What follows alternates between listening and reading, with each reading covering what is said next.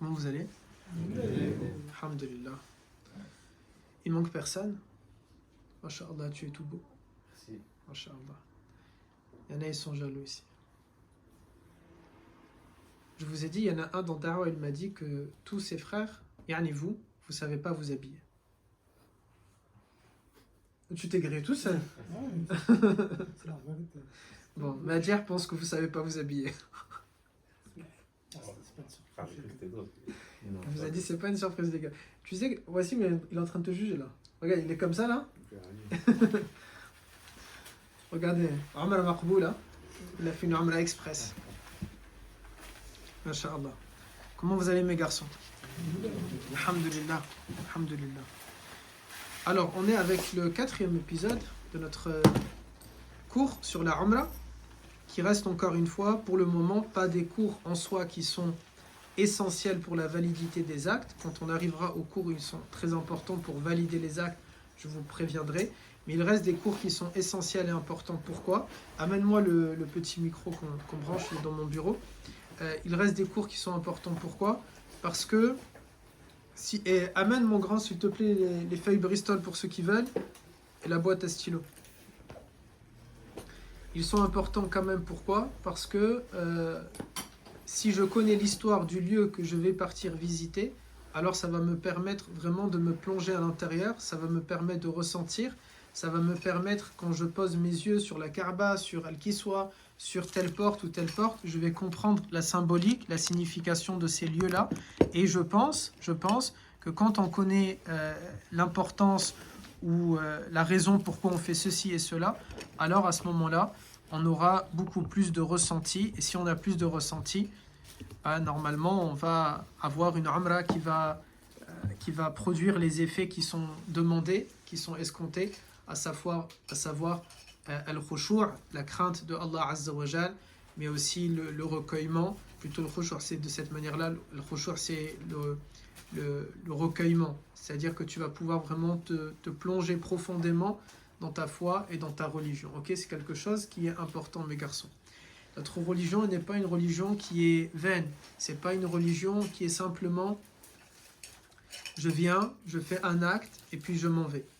Notre foi, c'est une religion où il nous faut ressentir les choses. Il nous faut ressentir la présence de Allah Azza wa Jal, il nous faut ressentir la valeur de tel acte, la valeur de telle chose, comprendre parfois le sacrifice que les compagnons, que le prophète alayhi salatu salam, ils ont fait et ils ont réalisé un sacrifice dans le sens ils ont subi des violences, ils ont subi des tortures, ils ont passé du temps à faire ad-da'wa ila Allah parce qu'ils n'ont pas simplement pour le pur plaisir, mais parce qu'ils ont goûté à la ilaha illallah, ils ont ressenti c'est quoi la ilaha illallah, et ils ont souhaité faire partager les autres parce que tout simplement ils n'étaient pas des gens égoïstes, ils ont souhaité que les autres personnes ils vont goûter et vivre c'est quoi la ilaha illallah de manière réelle, de manière profonde.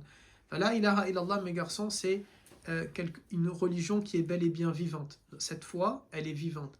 Amma peut-être les croyants ils l'ont rendue un peu morte, c'est-à-dire que lorsque tu vas réaliser un acte, as-salat, tu vas faire la prière sans comprendre les paroles que tu es en train de dire. Quand tu vas faire un ramadan après ramadan sans comprendre le sens, l'objet de ce jeûne-là. Lorsque tu vas cacher ta aura mais tu ne comprends pas pourquoi. Lorsque tu vas t'abstenir de faire tel ou tel acte mais tu ne sais pas pourquoi. Lorsque tu vas égorger un animal le jour de l'Eid al-Adha, mais tu ne sais pas pour quelle raison, tu ne comprends pas le sens. Lorsque tu vas réciter Yassine, mais c'est simplement une formule magique que tu es en train de réciter comme abracadabra. Lorsque tu es en train de faire maintenant la Umrah mathalan, et tu ne sais pas pourquoi tu tournes autour, alors oui, tu vas vraiment te sentir bête et tu vas te dire cette religion, elle n'a pas de valeur, elle n'a pas de sens, elle n'est pas cohérente. Et dans un esprit qui peut être le tien dans la société dans laquelle on vit, et que c'est une bonne chose, c'est pas péjoratif de le dire ainsi, on a des esprits qui sont cartésiens, des esprits qui sont scientifiques, des esprits où on veut comprendre la raison, on veut pas faire les choses comme ça, on veut comprendre. Avant, peut-être les gens ils n'étaient pas éduqués, ils vont faire parce qu'ils vont faire, ils vont voir le chef, il va faire, khalas, tout le monde va faire. À l'époque de Nabi alayhi salam, si le chef se convertit à l'islam, toute la tribu se convertit. Ils ne cherchent pas à comprendre, vous voyez. Par contre, nous sommes des gens qui sont un peu plus intellectuels, des gens qui voulons réfléchir davantage. Je parle ici pas je parlais des Bédouins, vous voyez, à l'époque, ils vont suivre le chef. Nous, par contre, c'est différent. On est parti à l'université, ou certains ont tenté de partir à l'université, et ils ont essayé d'obtenir des diplômes, ou ils essayent de s'instruire, etc. Et donc, ils ont besoin de comprendre. Voilà pourquoi notre religion, elle n'a pas laissé les choses au hasard. Mais dans notre foi, il y a ce qu'on appelle al-illa. Al-illa, la raison d'être. Il y a des raisons d'être. Et ce n'est pas les choses parfois bêtes qu'on répète. Tu ne manges pas du porc parce qu'il y a une maladie dedans. Ça n'a aucun sens, parce que quand tu grandis, tu te rends compte qu'il n'y a pas plus de maladies dans le porc que dans un autre animal. Bah, tu vas te dire, mais cette religion, elle m'a barat. Vous voyez, là, je ne mange pas de porc parce que Allah Azza wa Jal m'a demandé de ne pas en manger. Parfois, Allah Azza wa Jal m'a expliqué. Parfois, Allah Azza wa Jal ne m'a pas expliqué. Amma pour le porc, il m'a dit de considérer cet animal-là comme étant une najasa, une impureté, et je ne peux pas manger de cette viande-là. Khalas. Par contre, pour d'autres éléments, Allah Azza wa Jal m'a donné des raisons. Et quand il m'a donné à ce moment-là des raisons, eh bien, je vais comprendre alors pourquoi je suis en train de le faire. Lorsque, par exemple, Allah Azza wa Jal nous a donné le concept de l'hasanat wa sayyi'at, les bons points, les mauvais points. Il nous a donné pourquoi. Il nous a parlé alors de al-mizan, de la balance. Nos bonnes actions et nos mauvaises actions seront posées dans une balance. Et ça, c'est quelque chose, vous voyez, de concret pour moi. C'est quelque chose que je peux réaliser. Ok, je vais faire ça, j'ai tant de sayyi'at. Je vais faire ça, j'ai tant de hasanat. Et donc, c'est quelque chose qui est concret. Je sais que Allah Azza wa Jal va prendre ces sayyi'at et ces hasanat et il va les poser fi al-mizan, dans cette balance. Amma elle penche du bon côté, falhamdulillah pour moi. Au moins pour une étape. Ne vous dites jamais je suis sauvé. Il y a toujours, vous savez, il y a certaines personnes, ils vont être nous croyons que certaines personnes vont être dans la tombe et elles ne vont pas être punies par Allah Azza wa Jal pour quelque péché que ce soit. Et donc ils sont très contents dans la tombe. Ils ont pensé, masha'Allah, ils sont sauvés. Et puis ensuite vient le jour du jugement. Et puis ils sont à l'abri, ils sont à l'ombre, ils n'ont pas un soleil qui tape fort sur eux. Et ils ont pensé qu'ils sont à l'abri. Quand ils ont vu d'autres personnes qui sont avec le soleil qui est à 1 mile de eux, nous dit Nabi alayhi salam et les compagnons. Ils ont pensé qu'ils sont sauvés. Et puis vient le moment de l'muhasaba, d'être jugé. Et puis là, Allah Azza wa Jal décide de mettre un hijab entre eux et l'humanité. Ils auront un jugement en privé, à huis clos. Et donc ils ont pensé, je suis vraiment sauvé. Car ça, c'est quelque chose que c'est pas tout le monde qui va l'obtenir. J'espère pour vous et moi qu'on aura un jugement en privé. Et puis ils ont pensé qu'ils sont sauvés. Et puis là, Allah Azza wa Jal, à ce moment-là, il va leur donner leur livre dans la main droite. Ils ont là aussi pensé qu'ils sont sauvés. Parce que Ashabul Yamin, les gens qui ont le livre dans la main droite.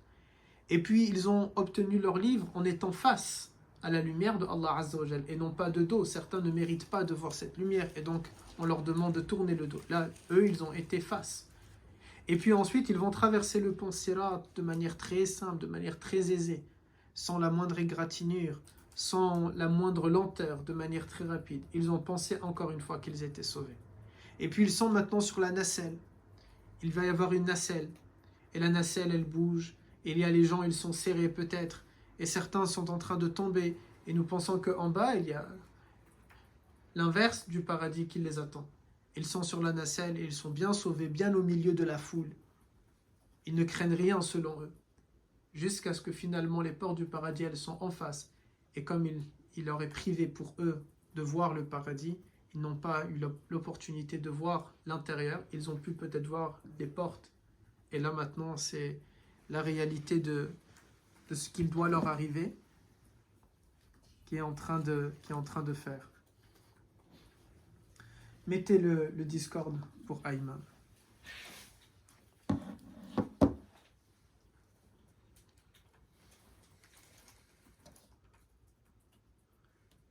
Il a dit qu'il n'arrive pas à se connecter. Est-ce qu'il est connecté? Ouais, il est connecté. Je mets en haut-parleur. Tu peux mettre. Ah, mes garçons, c'est donc important de comprendre notre foi et notre religion de manière à ce que l'on va la ressentir. Si je connais, je vous ai dit, Ma'rifatullah, quand je connais Allah, ça va me mener à ta'atullah, ça va me mener à vouloir lui obéir. Pas parce que j'ai peur de Allah Azza wa Jal, je n'aime pas le terme j'ai peur de Allah Azza wa Jal, mais je vais avoir envie de lui obéir parce que j'ai compris et je comprends qu'il mérite d'être adoré, parce que ça fait sens, ça prend sens pour moi. C'est clair pour moi qu'à ce moment-là, il faut que j'obéisse à Allah Azza wa Jal. Et à ce moment-là, ensuite, coupez le haut-parleur. Si jamais... Ah, mais non, parce que... Ayman, mets muet, sauf si tu veux intervenir, mon grand, parce qu'on entend des petits bruits autour de toi. Et ensuite, si je vais obéir à Allah Azza wa Jal, selon nous, alors qu'est-ce qui va se passer? Il va y avoir as-sa'ad, le véritable bonheur. Il me faut connaître ma religion. Ça prend sens lorsque tu vas faire al-Umrah, que tu saches qu'est-ce qui est en train de se passer dans cet endroit-là. Encore une fois, mes garçons, et je vais le répéter à plusieurs reprises, ce n'est pas un cours destiné uniquement, sinon je l'aurais ouvert que aux garçons qui vont nous accompagner. Ce n'est pas un cours destiné uniquement à celui qui veut partir faire une Umrah. Non. Déjà parce que ça reste le lieu le plus important de notre foi, c'est le lieu le plus sacré de ta religion, et à un moment donné, normalement, tu es censé, nous sommes tous censés y aller, parce que tu vas faire un pèlerinage ou tu vas faire une Umrah. Et donc c'est important de connaître, parce que tu vas y retourner même si tu es déjà allé, et ton objectif, ça sera de le faire d'une meilleure manière que la première fois où tu es parti. Et aussi, parce que bi'idnillah, certains d'entre vous vont venir avec nous, et Inch'Allah Ta'ala, il y aura une Umrah familiale, dans laquelle j'espère, si vos familles le veulent et le souhaitent, et ils ont les moyens, à ce moment-là, ils vont pouvoir nous accompagner bi'idnillah. On a vu plusieurs points. On a vu un épisode 1 qui était à quel sujet? L'épisode 1, qui peut me rappeler à quel sujet? C'est la construction de la Kaaba. Ah, voilà, la construction de la Kaaba. Ensuite, on a vu un épisode 2 sur le lieu de... C'est un lieu de pèlerinage, n'est-ce pas? Un troisième sujet sur Al-Kiswa, le tissu qui recouvre la Kaaba. Et maintenant, le quatrième, on va voir les différentes... comment on va le voir de cette manière-là?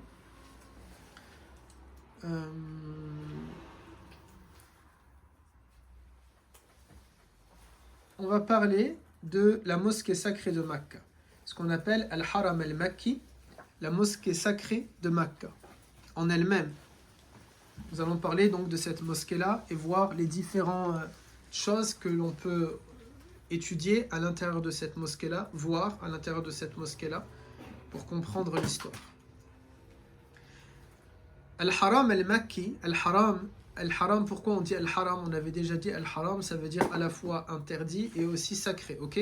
Al-Haram al-Makki, pourquoi on l'appelle Al-Haram de Makka? Pourquoi on dit pas simplement Majid al-Haram, la mosquée d'Al-Haram? Et pourquoi Al-Haram al-Makki? Lorsque tu es à Makka, tu veux parler de ça, tu dis Al-Haram, parce que tu es dans la ville, il n'y a qu'un seul Haram. Mais lorsqu'on parle de manière générale, on précise Al-Haram al-Makki, car nous avons un autre Haram, Al-Haram al-Madani.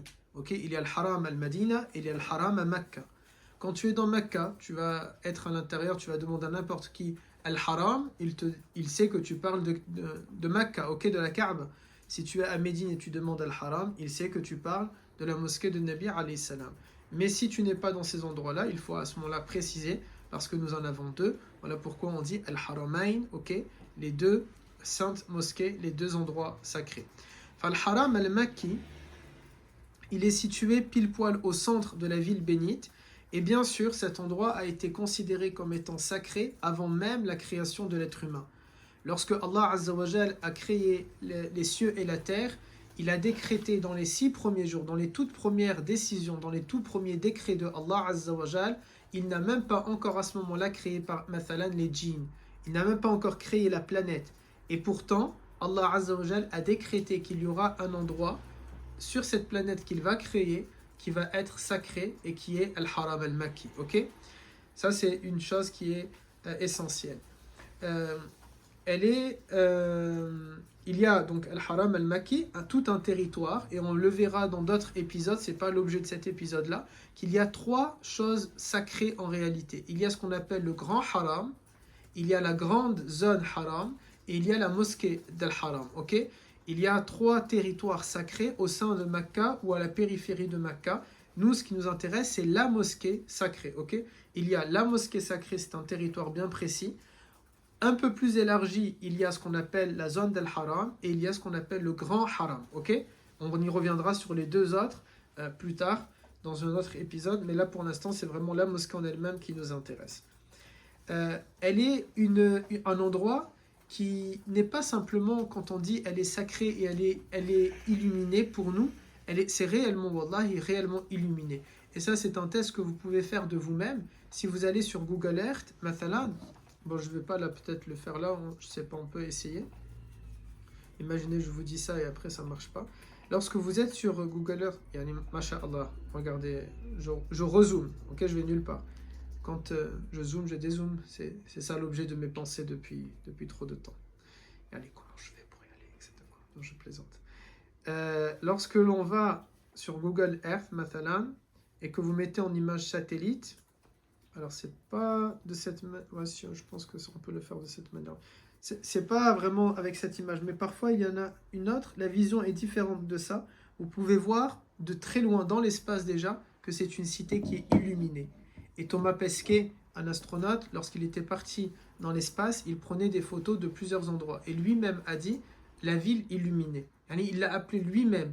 Je ne pense pas qu'il a capté au niveau de l'islam, parce qu'au niveau de l'islam, on appelle Madine al-Munawwara plutôt Médine. On l'appelle la ville illuminée dans le sens que dès que Nabi alayhi salam est rentré dedans, elle s'appelait Yathrib, et lui il a dit non, fa innaha al-Madina, elle est al-Madina. Et les compagnons ont dit elle est al-Madina al-Munawwara, elle est la ville. Al-Madina, ça veut dire la ville. C'est comme s'il dit c'est the city, ok? Quand il rentre à Yathrib, il dit elle ne s'appelle pas Yathrib, elle s'appelle al-Madina, c'est the city, c'est la ville, ok? C'est the ville. On le dit, n'est-ce pas, nous-mêmes? C'est the quelque chose, le quelque chose. C'est lui, il a dit de cette manière-là par rapport à Al-Madina. Elle est Al-Madina. C'est vraiment la big ville, la plus importante des villes après Makkah, parce que Makkah, c'est quand même le lieu sacré. Mais Thomas Pesquet, qu'est-ce qu'il dit? Il a décrit Makkah comme étant, la mosquée en tout cas, comme étant illuminée. Pourquoi? Parce qu'elle brille de 1000 feux, elle brille de 1000 lumières, et ça, cette lumière, elle peut se voir, y compris depuis les cieux. On croit également que c'est le centre névralgique de la Terre au niveau magnétique. On pense que dans cet endroit-là, c'est là où, vous savez, il y a plein d'énergie qui traversent l'ensemble de la planète, et le point central, l'axe central dans lequel il y a, c'est dans cet endroit-là. À tel point, vous savez qu'on dit certaines maladies peuvent être guéries par rapport aux énergies, n'est-ce pas? Tout est question d'énergie. Et bien, quand certains ont dit « j'ai été guéri dans cet endroit-là », ça peut être en effet une mu'jiza de Allah Azza wa Jal, un miracle qui est envoyé directement par Allah Azza wa Jal. Ça peut également être parce que techniquement, de manière rationnelle, tu es dans un centre névralgique des énergies, et le fait de tourner, vous savez, comme toute énergie, si tu mets ta main comme ça et tu vas tourner dans un seau, ça crée de l'énergie, ok? Ça crée un espèce de courant.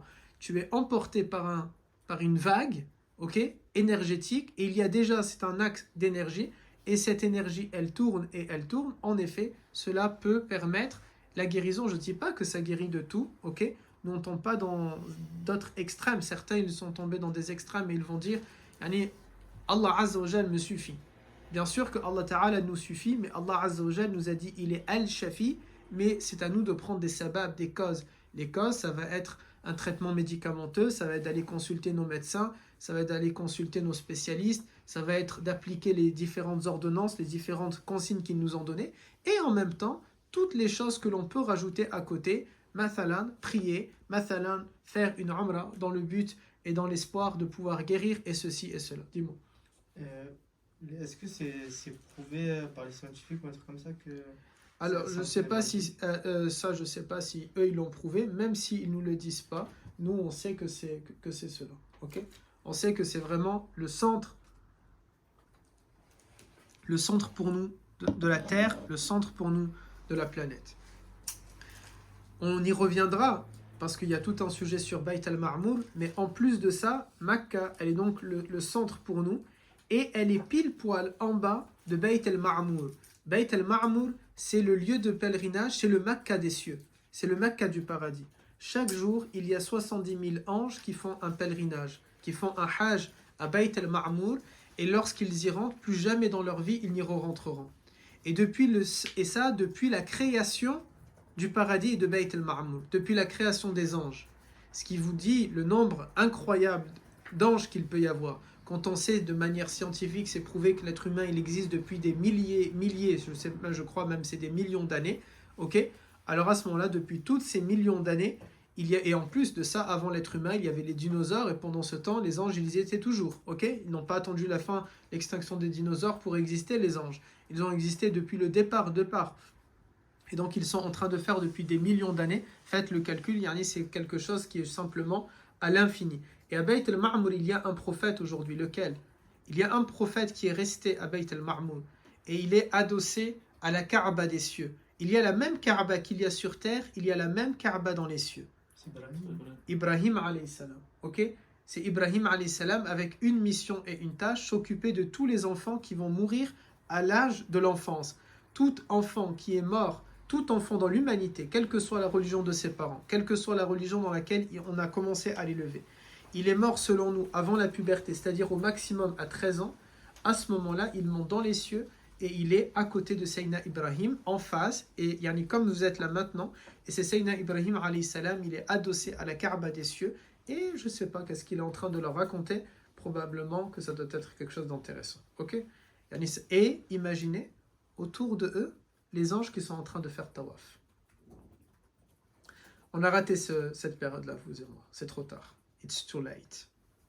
Yeah. Ayoub, attention que tu tues ton enfant plus tard. Je sais pas, je préfère le dire, c'est comme les consignes dans les micro-ondes de ce genre de choses. Je ne voudrais pas de problème. Un que tu tues. Je te parle. Oui. On ne sait jamais. Je veux t'entendre dire oui. Oui, c'est bon. Comme voilà, sur le plan juridique, je peux me défendre de cette manière-là. Al-Haram al-Makki, qu'est-ce que l'on peut dire aussi? C'est un complexe dans lequel il se trouve énormément d'éléments que nous allons étudier justement dans ce cours. Nous trouvons à la fois Al-Kaaba, ok? Donc Al-Haram al-Makki, c'est la mosquée, ok? Qu'est-ce qu'on a dans cette mosquée-là? Cette mosquée, c'est la plus importante pour nous, ok? Il y a plusieurs choses qui sont à l'intérieur. Il y a Al-Kaaba. Qu'est-ce qu'il y a d'autre, mes garçons? On va parler de Al-Kaaba. Qu'est-ce qu'on a aussi? Il y a Maqam Ibrahim. Aïwa, nous avons Maqam Ibrahim, la station de Ibrahim alayhi salam. C'est-à-dire la pierre que Ibrahim sallallahu alayhi wa sallam, il a utilisée pour monter dessus pour construire la Kaaba, avec la trace de ses pieds à l'intérieur. Yassir, tu as pu la voir? Les traces des pieds de Ibrahim ou pas? Comment? Tu as pu voir les traces des pieds de Ibrahim ou pas? C'est où, le mec? Autour de la Kaaba? Le truc qui est doré, et si tu regardes par la vitre, tu vois le gros truc. Il y a trop de monde. Ouais, il y a trop de monde, Bien mais sûr. j'ai réussi à voir. Alhamdulillah. Mais c'était pas rempli quand j'étais allé. Ah, ça va alors. On a fait vers, je crois. C'était l'été. C'était 4h du matin, on l'avait fait. Ah, mashallah. Et aussi, c'était l'été, en plein été. Ouais. Il n'y avait pas beaucoup, peut-être. Mais il faisait pas chaud. C'est vrai? Moi, je te crois pas.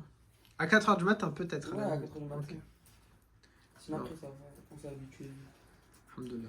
Donc, il y a les traces des pieds, Maqam Ibrahim, qui est aussi un lieu pour nous important. On avait déjà dit dans un épisode, au départ, c'est pas un lieu, un endroit de notre religion. Qui a demandé? Omar ibn al-Khattab, qui va demander au prophète, est-ce qu'on peut intégrer Maqam Ibrahim à notre rite? Est-ce qu'on peut le faire rentrer dans notre religion? Ok? Et Nabi alayhi salam va accepter, et c'est pas que Nabi qui va accepter, c'est Dieu qui répond à la volonté de Omar, comme c'est souvent arrivé, et Dieu va dire وَاتَّخِذُوا مَقَامِ إِبْرَاهِيمَ مُصَلَّى, et prenez à partir de maintenant Maqam Ibrahim comme étant une musalla, un lieu de prière. Ok? Et alors, on voit la valeur de Omar ibn al-Khattab. Plusieurs fois, Omar ibn al-Khattab a fait de cette manière. Plusieurs fois. Mathalan, lorsqu'il veut partir pour énervé, il est énervé contre sa sœur, il entend qu'elle a embrassé l'islam, et il va arriver, et lui, il est énervé. Et il va voir le feuillet de Coran et il va lire quels sont les premiers versets. Lui, il est énervé. Et qu'est-ce que Allah Ta'ala lui fait lire? Taha ma anzalna alayka al-Qur'an li tashqa. Taha, nous n'avons pas révélé le Coran sur toi pour que tu sois énervé. Et ensuite, il regarde et il se dit, c'est quoi cette parole qui est en train de me comprendre? Et Dieu dit, c'est une révélation de Ar-Rahman et de Ar-Rahim. C'est une révélation du miséricordieux. Et ainsi de suite, puisqu'il avance. Et plusieurs fois, c'est arrivé avec Omar ibn al-Khattab de cette manière-là. Par exemple, quand Nabi alayhi salam, il a fait Salat al-Janaza sur un hypocrite, et Omar l'avait supplié, Ya Rasulallah, s'il te plaît, ne fais pas Salat al-Janaza, j'ai peur qu'après toi, les gens vont faire Salat al-Janaza, ils ne vont pas faire de différence entre l'hypocrite et les compagnons. Nabi, il est quand même parti, et ensuite, quand Nabi l'a fait, Allah Azza wa Jal a révélé un verset en disant plus jamais vous n'allez faire la prière sur les munafiqun, sur un hypocrite. Vous voyez, plusieurs fois c'est arrivé avec Omar ibn al-Khattab. Mathalan aussi, on l'a vu dans les mères des croyants, lorsqu'il entend Saouda rigoler et il va la voir et lui dit parle moins fort, la mère des croyants, l'épouse du prophète, et elle va lui dire tu t'es pris pour qui pour me parler de cette manière-là. Allez, lève-toi et on va aller voir le prophète alayhi salam, on va régler ce problème-là maintenant. Tu es qui pour me dire de parler moins fort? Et lorsque le prophète demande à Omar pourquoi tu as dit ça à la mère des croyants, il dit Ya Rasulallah, je t'aime. Omar ibn Khattab, il aimait le prophète d'une manière que seul lui l'aime. Il disait je t'aime tellement Ya Rasulallah que tout ce qui, c'est pas que Saouda appartient au prophète, ok, mais tout ce qui a trait au prophète, tout ce qui touche de près ou de loin le prophète, Omar il veut que ça reste pour le prophète. Et ça le dérange que tout le monde a entendu Saouda rigoler, etc. Et là, le prophète ne sait pas quoi répondre, c'est Dieu qui révèle à partir de Ya ayyuhan nabi, qul li azwajika wa azwajatil mu'minin, ô prophète, dis à tes épouses et aux épouses des croyants de rabattre sur elles leur voile, etc., etc. Pour la suite, ensuite des versets, plusieurs fois avec Omar ibn al-Khattab. Ensuite, qu'est-ce que l'on peut dire? Qu'est-ce qu'il y a d'autre? Vous m'avez dit le Kaaba, vous m'avez dit Maqam Ibrahim, qu'est-ce que nous avons d'autre?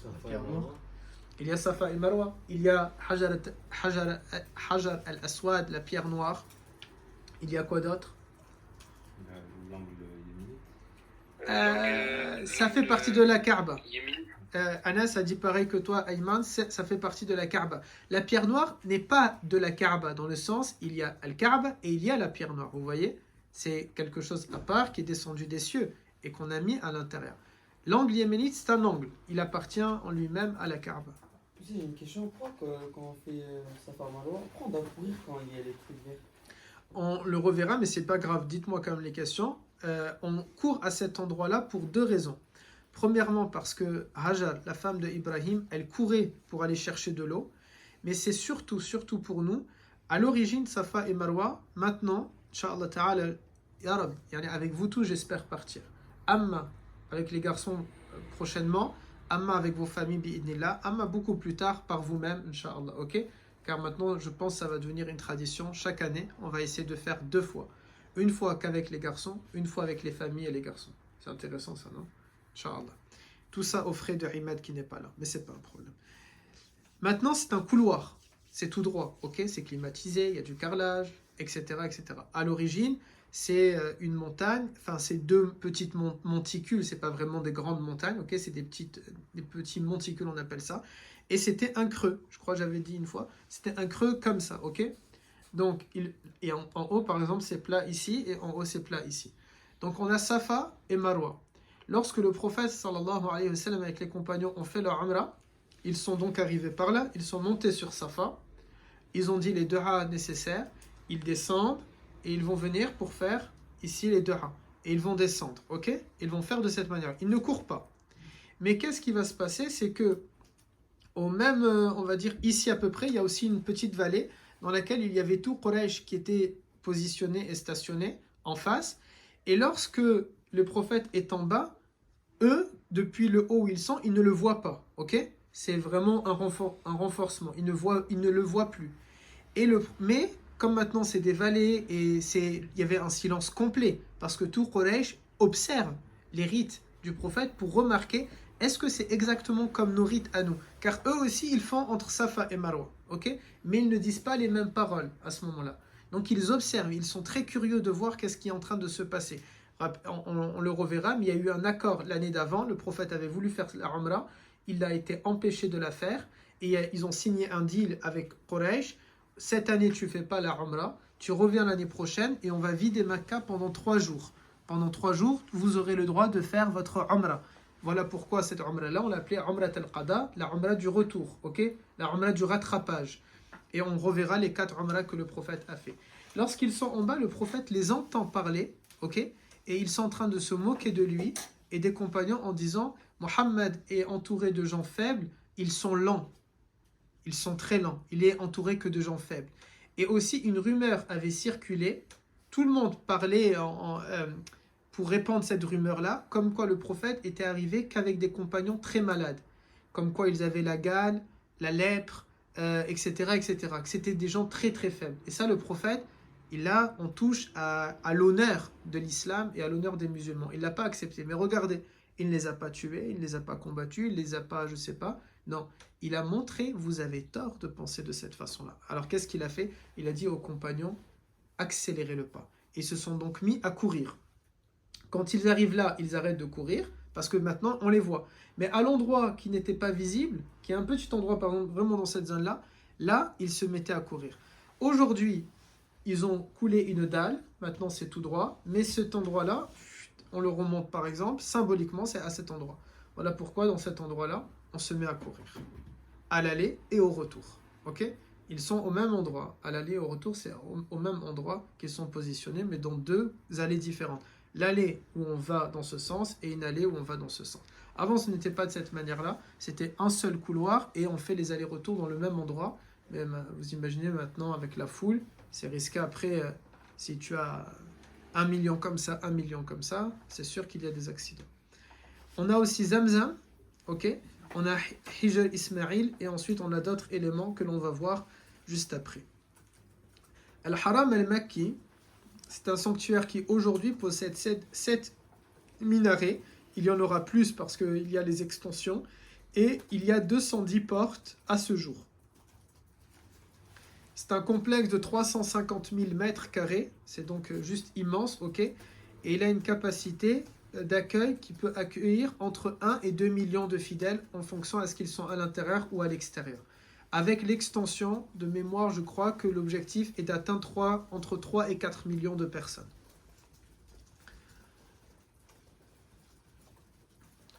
Toute la structure, elle est tournée dans le sens de la Qibla. Voilà pourquoi lorsqu'il y a les extensions, vous allez trouver que les extensions, elles sont comme en demi-cercle, ok?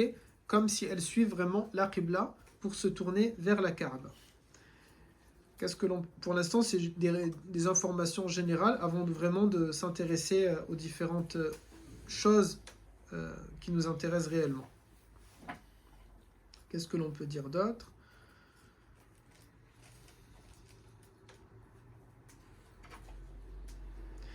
Je peux vous lire ici ce que moi j'ai mis, après on commente. Toute la structure de la Sainte Mosquée est tournée dans le sens de la prière, la Qibla, pour aller vers la Kaaba, ce cube noir qui fascine tant de croyants. Lorsque les pèlerins arrivent au pied de la Kaaba, ils ont souvent le sentiment d'avoir atteint une ligne d'arrivée, et ça c'est réel mes garçons. Et voilà, quand je vous dis, vivez un cours en apprenant et en tirant des enseignements. Tu dois te dire, là les garçons qui vont m'accompagner et les autres, lorsque vous allez y aller ou de nouveau y aller, dites-vous dans le chemin, à partir du moment où tu es sorti de la maison, jusqu'au moment où tu arrives, tu es en train de réduire le nombre de la distance jusqu'à ta ligne d'arrivée. Et moi, c'est de cette manière-là que je l'ai vécu.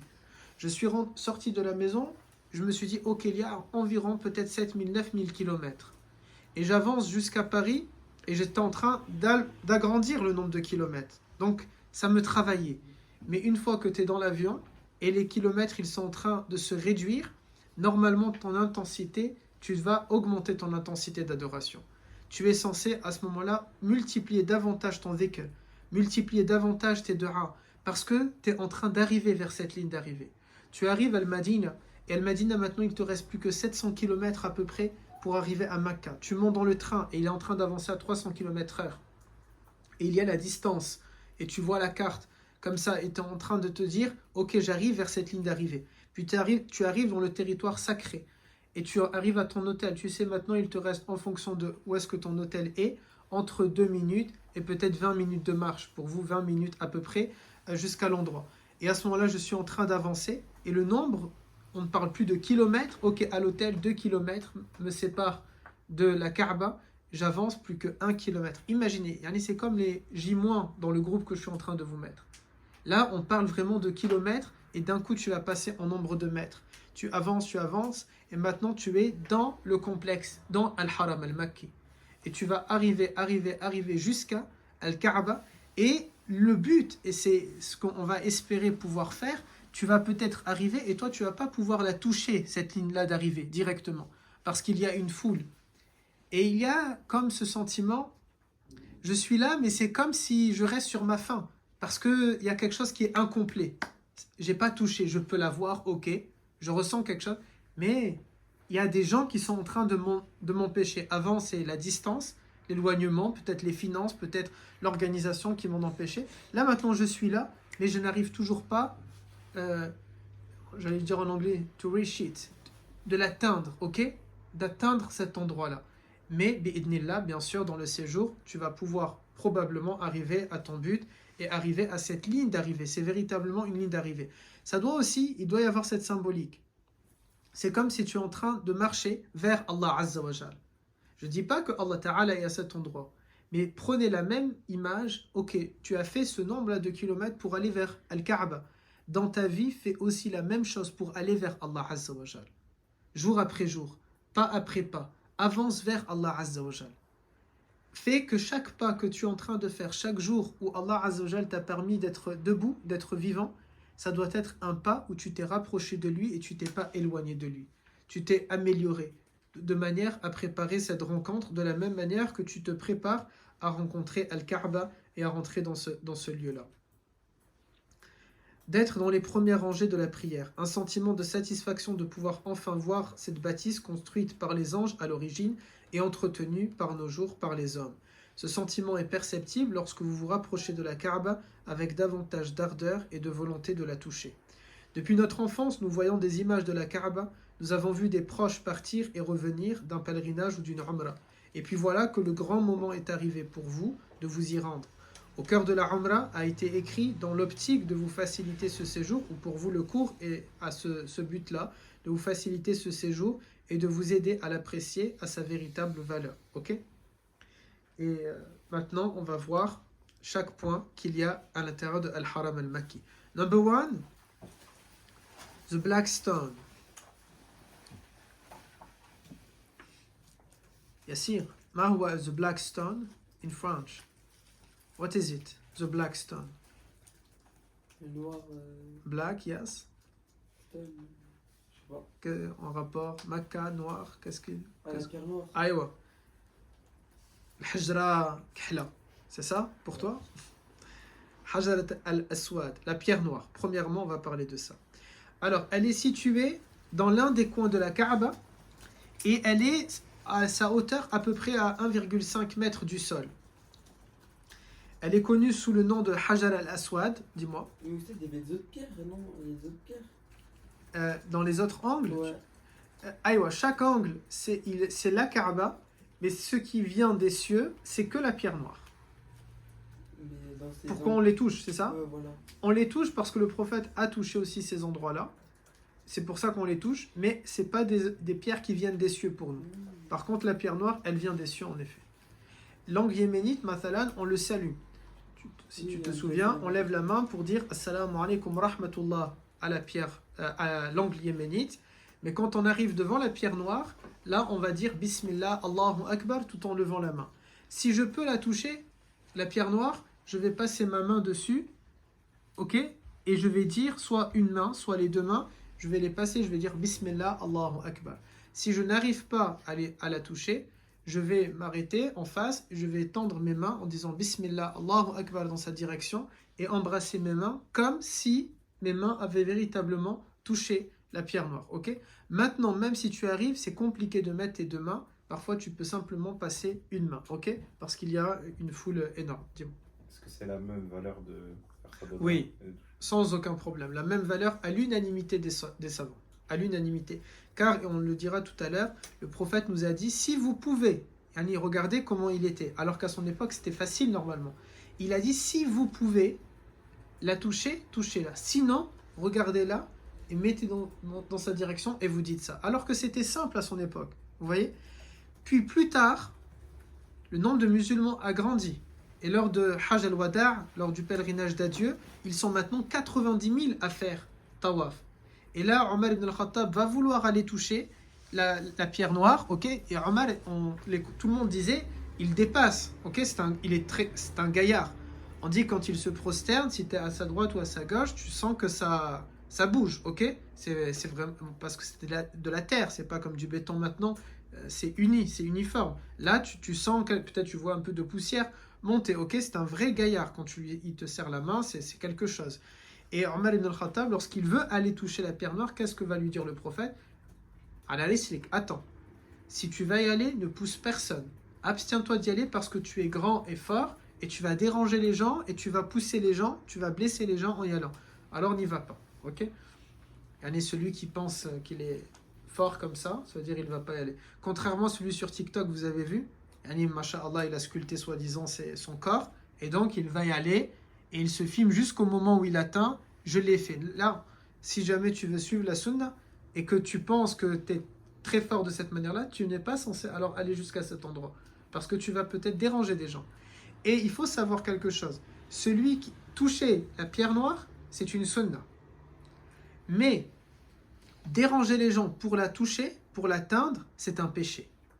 Imaginez, tu vas faire une umrah dans le but d'avoir le pardon et tu as dérangé, tu as poussé des gens et tu repars avec un péché. Et un péché fait dans le territoire sacré, c'est 100 000 fois pire. Si j'ai dit un mensonge dans le territoire sacré, c'est 100 000 mensonges, mes garçons. Un gros mot, c'est 100 000. Un zina, c'est 100 000. Un coup porté à quelqu'un, c'est fois 100 000. Allah, Allah, mes garçons. On est obligé de gêner quelqu'un, non? Quand on va... Non. Par exemple, dans mon cas, j'ai voulu toucher Al-Multazam, qui est la partie, on verra, entre la pierre noire et la porte. Et je vais avancer, j'avance, je pousse personne. Maintenant, toi, tu avances, tu peux te faufiler, tu pousses pas les gens, ok? Puis je suis arrivé devant, j'étais peut-être entre la distance de la fenêtre jusqu'à moi. Et je regarde comme ça, je regarde. Et là, là, il y a trop de foule, là, ça y est.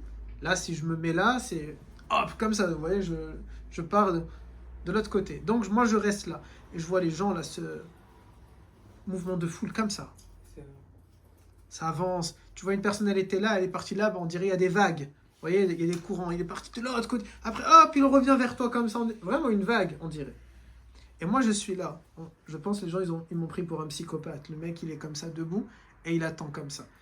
Et hop, un peu d'espace qui s'est vidé, et j'avance. Un peu d'espace qui s'est vidé, et j'avance.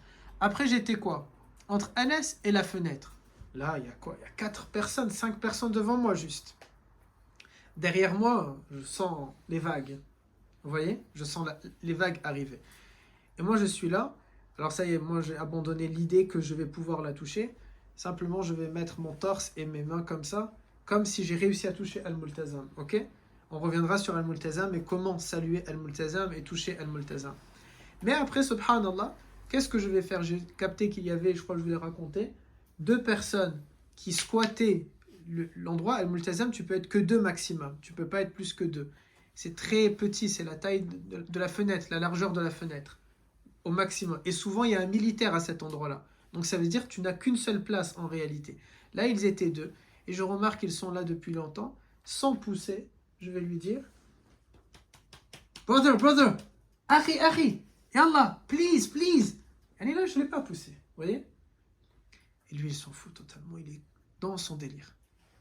My brother, please, come on, please. Moi, je me dis, peut-être qu'il ne comprend même pas l'anglais, je ne sais pas. Il reste. Et après, je lui fais l'épaule. Yallah, Akhi, Yallah. Après là, le militaire, il m'a vu que je suis en train d'essayer. Un militaire, il était à côté. Il te l'a attrapé et te l'a poussé. Moi, j'ai cru que c'était bien pour moi, que je vais y aller. Mais hop, 2 autres personnes qui se sont mis. Mais alhamdoulilah, ils ne sont pas restés longtemps. Et ensuite, même un, il a été sympa. Après, quand il s'est enlevé, il m'a pas poussé du coup, mais il m'a poussé, mais pour aller, pour pouvoir atteindre l'endroit. Ok? Allez, c'est de cette manière-là qu'on va essayer de faire. On peut toucher, alhamdoulilah. On ne peut pas toucher, c'est pas grave. Mais la pierre noire, beaucoup de gens ont cet objectif. Moi-même, j'ai cet objectif. Mais cet objectif ne doit pas nous faire oublier quoi? Si je pars et je fais un péché, je viens de passer... Imaginez, tu es parti là-bas et tu as commis un péché. Là, wallah, c'est mieux de rester à Montpellier et de ne pas faire ça. Parce que peut-être à Montpellier, tu n'auras pas le temps dans ta vie, j'espère pour vous, vous n'aurez pas le temps dans votre vie de commettre 100 000 péchés. J'espère que vous n'aurez pas le temps. Mais tu es parti et en quelques minutes, tu as fait déjà 100 000. Allah. Ok? Alors, quand tu sors par contre, là, tu es obligé parce que sinon, tu vas rester. Là, maintenant, ça devient une nécessité pour ta propre survie. Mais partir, ce n'était pas nécessaire. Ok? Il y avait Reda après me dire.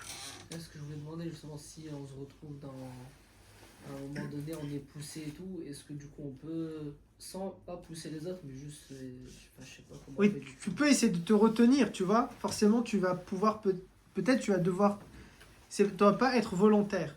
C'est pas comme quand je vous dis pousser, c'est vraiment celui, il y va, son objectif c'est de, range mon grand, tu es toujours avec le portable, lèche. Ouais, d'accord. Regarde, laisse-le ici, le portable. Allah yarda alik. Ou bien mets-le à côté sur la télé. Laisse-le sur la télé.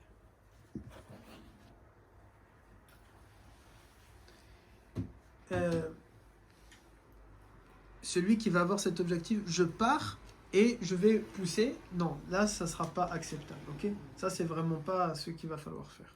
Dis-moi, Badia. C'est la même question. Alhamdulillah. J'ai une question. Dis-moi, mon grand. Vous avez dit que pour les Hassanet, quand on faisait une bonne action là-bas, ça valait 100 000 Oui. au niveau de la récompense. Mais pour les péchés, du coup, ça vaut. Pareil, je l'ai 100 dit. 000. Oui, je l'ai dit. C'est 100 000 péchés. C'est pour ça que j'étais en train de dire, attention, en France, vous n'allez pas réussir à faire 100 000 fois un péché peut-être, mais si vous partez là-bas, vous allez faire ça, ça vaut 100 000 péchés. Du coup, ça vaut 100 000 fois qu'on a poussé quelqu'un. Exactement. Ok. C'est bon. La balance, elle n'est pas bonne. Les comptes sont pas bons. C'est quoi le dicton? Les comptes sont pas bons, Kevin, c'est ça? Là, les comptes sont pas bons, Abdallah. Ok? C'est plus d'actualité, je sais, mais c'est pas grave. Moi, je le remets dans l'actualité. À l'origine, la pierre noire, c'était une grosse pierre, ok? Une grosse pierre. Aujourd'hui, c'est que quelques fragments. Alors, je vais vous montrer une photo. Oustaz, Aïwa. il n'y a pas une partie de la pierre noire qui est partie chez l'Israël, chez Israël, je sais pas quoi. Je sais pas, je pense pas. Je pense que ceux qui disent ça, c'est un peu de l'antisémitisme, vous voyez. Toujours, c'est la faute des Juifs, ils vont dire. Nous, on ne croit pas dans ce genre de paroles, dans ce genre de choses, ok? Je pense pas qu'Israël a une partie de la pierre noire. Non, on sait par exemple que l'Allemagne, ils ont, ça c'est officiel, mais que Israël, chez nous, la réalité, chez les Arabes et une partie des musulmans, toujours, dès qu'il y a quelque chose, ils disent les Juifs. Toujours, ça c'est antisémite, il ne faut pas penser de cette manière-là, ok? Où est le rapport entre eux et la pierre noire là? Non, il n'y a pas ça. Il fait quoi chez les Allemands? L'Allemagne avait demandé une fois et après ils ne l'ont pas rendu. Aujourd'hui, la pierre noire, c'est que ça. C'est que des fragments. Ce qu'il y a en blanc là, ok, c'est pas la pierre noire. Ok? C'est que des petits trucs comme ça. Donc c'est pas. On a 3, 6, 8 morceaux. Ok? 8 morceaux seulement. Parce que tout simplement, elle était grosse, la pierre. La Kaaba a été détruite. Il y a aussi une secte chiite qui avait volé la pierre noire pendant plusieurs années. Je crois que je l'ai mis, on va le voir peut-être tout à l'heure. Mais il me semble pendant 10 ans, ils l'ont volée avant de finalement la restituer. Ok? Donc tout ça a fait qu'elle a été fragilisée. À cause aussi, une fois quelqu'un a bombardé la Kaaba, ok, elle a été très endommagée. Et donc tout ça, forcément, la pierre noire, elle a été endommagée. Et il reste maintenant ces 8 petits morceaux. Ce qui fait que parfois aussi, et c'est comme ça qu'il faut le voir, partir en Umrah, ça peut aussi avoir un aspect historique. Parce que imaginez, dans quelques temps, il arrive X raison et il ne reste plus ces morceaux-là. Mais il n'est là, au moins, vous avez pu voir ou toucher ces choses-là avant que ça disparaisse. Parce que un jour, c'était une grosse pierre et ce n'est plus une grosse pierre. Et après, c'était la moitié d'une pierre et ce n'était plus la moitié d'une pierre. Donc, il ne faut pas se dire, non, les 8 morceaux, on les aura ad vitam aeternam. Non. Tôt ou tard, peut-être qu'il ne restera que 6 morceaux. Peut-être qu'il restera un morceau. Peut-être même qu'au bout d'un moment, ils vont nous dire, bah là, maintenant, c'est trop fragile. Donc, on est obligé, parce que toutes les heures ou toutes les demi-heures, ils vont passer un truc pour essayer de renforcer, vous voyez, une espèce de pâte, etc. Mais peut-être qu'au bout d'un moment, ils ne vont plus nous laisser tout simplement l'approcher et on ne pourra plus du tout la toucher. Ça va arriver à un moment donné, forcément, ok? Forcément, au bout d'un moment, c'est ce qui va se passer. Anas, tu avais une question, c'était ça. Il y en a un autre qui a une question? C'était.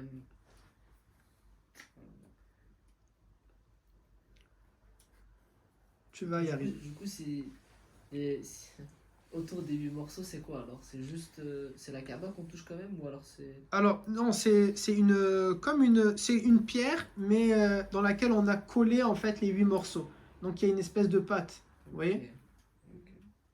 C'est de cette façon-là. Mais c'est tout Ok. petit.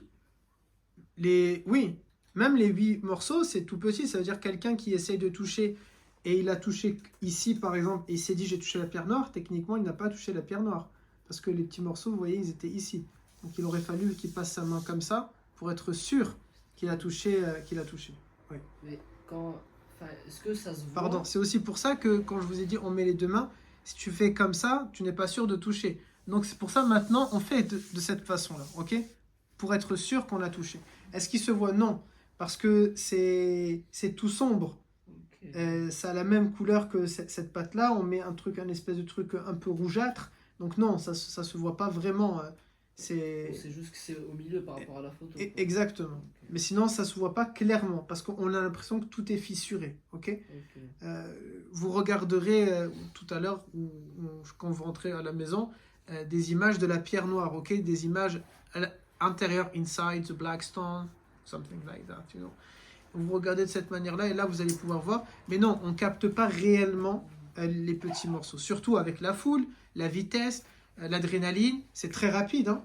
Tu ne vas pas rester 1 minute, tu vas rester quelques secondes. Parce que toi, si tu es bien là comme ça, d'un coup, on t'a attrapé, on t'a escampé ailleurs. Le temps après, tu réalises. Vous savez, parfois, vous allez trouver des gens. Au début, moi, ça m'a fait ça. J'ai trouvé quelqu'un, il revenait de la pierre noire et je l'ai trouvé, il rigolait. Et je l'ai regardé et je me suis dit, mais pourquoi il rigole? Mais c'est l'euphorie. Parce que moi, ça m'est arrivé quand j'ai touché le multazam, je suis resté sur le multazam. En sortant, je vous assure, je sentais plus mes jambes et j'ai éclaté de rire. C'est l'euphorie, comme les nerfs, vous voyez, qui lâchent. Imaginez, j'étais avec vous et vous me voyez comme ça. Vous allez dire, j'ai pris une drogue. J'ai pris un ballon et j'étais dedans. Bon, chacun réagit comme différemment. Vous voyez, moi, ça m'a fait un état euphorique. Vous connaissez, n'est-ce pas? On dit un état euphorique. Demandez à Elias avec les ballons, il peut vous expliquer mieux que moi. Non? Du coup, ensuite, dis-moi. Les pierres, elles sont à la surface, du coup on les sent quand on touche ou non, elles sont à Tout, l'intérieur? Non, c'est à la surface. Tu pourrais peut-être, mais je ne sais pas si vraiment tu arrives à capter le relief. Je pense pas qu'on capte vraiment le relief. Parce que pour ne pas que ça tombe, je pense pas. Du coup on les touche pas vraiment. Quand tu touches, tu touches quelque chose de fissuré quand même, vous voyez? Parce que même ce truc-là qui est à l'intérieur comme ça, c'est pas... Alors attendez, je peux essayer de vous montrer directement une image. Pendant ce temps, réfléchissez si vous avez des questions. Aucune? Si c'est pas grave si on la touche pas en soi. Si Non, on non. n'arrive pas- Non, bien sûr, ce n'est pas du tout grave. Pas du tout. Ici, on a l'intention de vouloir la toucher, etc. Mhm. Et je sais pas, au bout dans 10 Ah, ouais. ans, il y a tellement plus rien. Il n'y a pas de problème. Justement, tout est dans l'intention. Tout est dans l'intention, mes garçons.